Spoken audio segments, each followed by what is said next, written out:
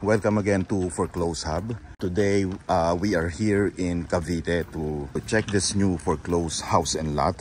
This is in Cerritos Heights Phase 1.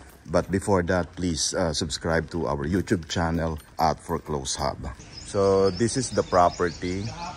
Let's go and check this out. Tao po! Wala yata yung caretaker. Sukin na natin, may authorization naman tayo. So this is 88 square meters lot area. And the floor area is 94 square meters. Total of 3 bedrooms. So ito yung pinakalikod niya. Then side niya. Meron siyang balcony. This property is for bidding. Okay? Ang deadline po ng bidding ito is bukas na, Monday, January 20. Online po ang submission ng bid. So if you are interested to make a bid, please message me directly. So this is 4,058,600.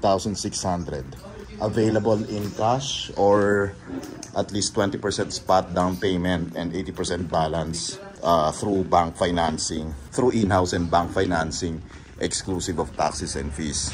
So again, if you are interested to make an offer, please message me directly.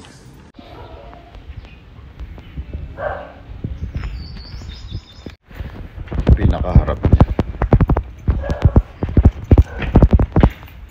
Maayos pa siya no? Angat lang talaga yung yung tiles. Pero wala pang siguro hindi pulido yung pagkakagawa. Masyadong dikit-dikit oh. Pag dikit-dikit yan, yan, nag-aangatan yan. Kasi gumagalawan lupa Pero naka-tiles may anay.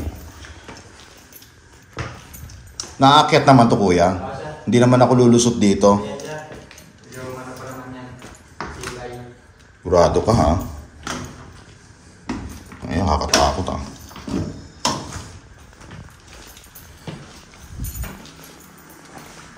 So, 3 yung kwarto niya dito. Ito yung isang kwarto. Okay, nice. Isang CR. And then, second bedroom. Ito yung masters niya. Okay. Tapos may balcony siya dito. Balcony niya. Yan.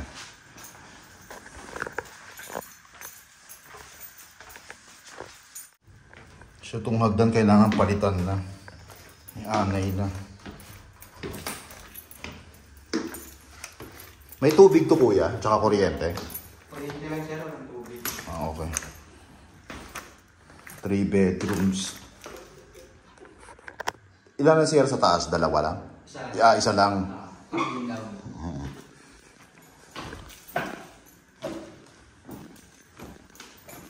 Ang kitchen niya.